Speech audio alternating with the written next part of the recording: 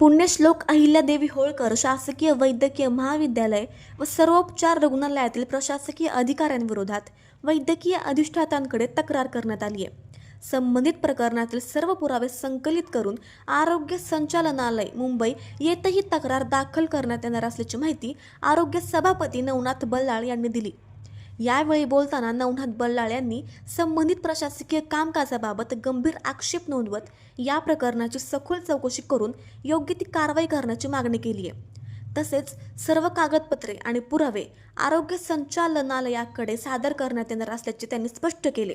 या प्रसंगी नगरसेवक बिरजू मांढरे, अभ्यंगत मंडळाचे सदस्य माजी नगरसेवक समीर चव्हाण, गौरव अहिवळे, निलेश मोरे आणि संकेत शिंदे हे उपस्थित होते। दरम्यान या तक्रारीबाबत रुग्णालय प्रशासन किंवा संबंधित प्रशासकीय अधिकाऱ्यांची अधिकृत भूमिका अद्याप समोर आलेली नाहीये।